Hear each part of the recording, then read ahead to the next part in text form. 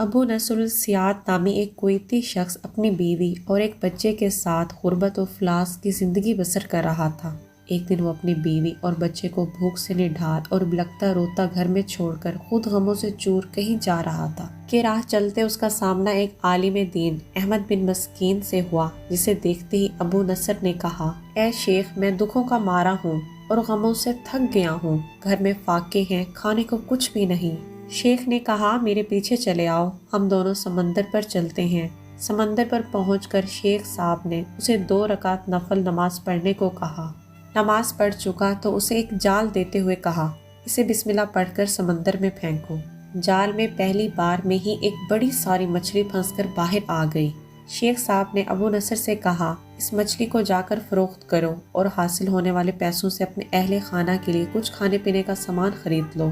ابو نصر نے شہر جا کر مچھلی فروخت کی، حاصل ہونے والے پیسوں سے 2 پراٹھے خریدے اور سیدھا شیخ احمد بن مسکین کے پاس گیا اور اسے کہا کہ حضرت، ان پراٹھوں میں سے کچھ لینا قبول کیجیے۔ شیخ صاحب نے کہا کہ اگر تم نے اپنے کھانے کے لیے جال پھینکا ہوتا تو کسی مچھلی نے نہیں پھنسنا تھا۔ میں نے تمہارے ساتھ نیکی گویا اپنی بھلائی کے لیے کی تھی، نہ کہ کسی اجرت کے لیے۔ تم یہ پراٹھے لے کر جاؤ اور اپنے اہل خانہ کو کھلاؤ۔ ابو نصر پراٹھے لیے خوشی خوشی اپنے گھر کی طرف جا رہا تھا کہ اس نے راستے میں بھوکی عورت کو روتے ہوئے دیکھا، جس کے پاس اس کا بے حال بیٹا بھی بیٹھا تھا۔ ابو نصر نے اپنے ہاتھوں میں پکڑے ہوئے پراٹھوں کو دیکھا اور اپنے آپ سے کہا کہ اس عورت اور اس کے بچے میں اور میرے بچے اور بیوی میں کیا فرق ہے؟ معاملہ تو ایک جیسا ہی ہے، وہ بھی بھوکے ہیں اور یہ بھی بھوکے ہیں، پراٹھے کن کو دے؟ عورت کی آنکھوں کی طرف دیکھا تو اس کے بہتے آنسو نہ دیکھ سکا اور اپنا سر جھکا لیا۔ پراٹھے عورت کی طرف بڑھاتے ہوئے کہا، یہ لو، خود بھی کھاؤ اور اپنے بیٹے کو بھی کھلاؤ۔ عورت کے چہرے پر خوشی اور اس کے بیٹے کے چہرے پر مسکراہٹ پھیل گئی۔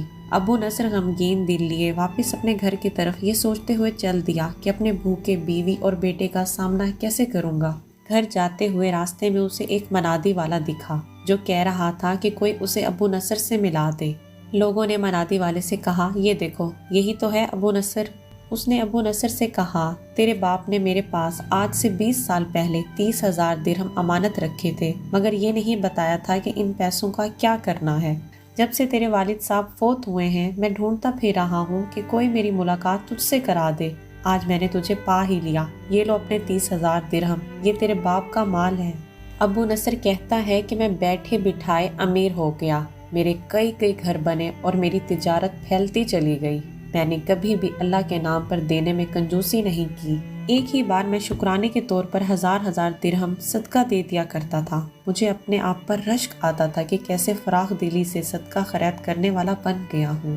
ایک بار میں نے خواب میں دیکھا کہ حساب کتاب کا دن آن پہنچا ہے اور میدان میں ترازو نصب کر دیا گیا ہے۔ منادی کرنے والے نے آواز دی، ابو نصر کو لایا جائے اور اس کے گناہ و ثواب تولے جائیں۔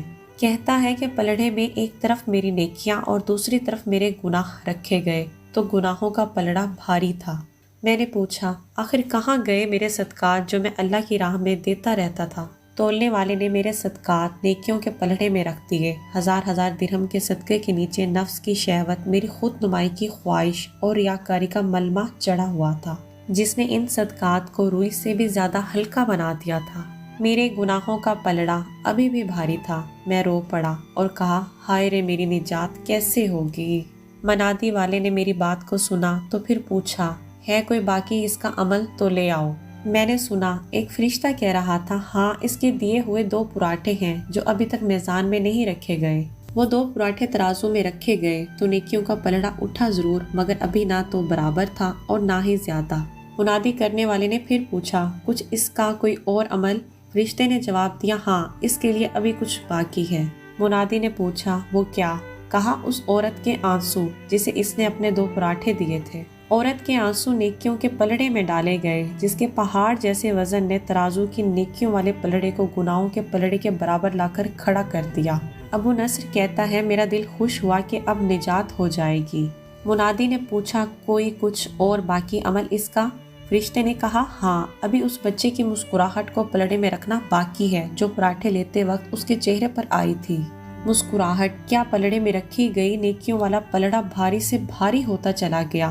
منادی کرنے والا بول اٹھا، یہ شخص نجات پا گیا۔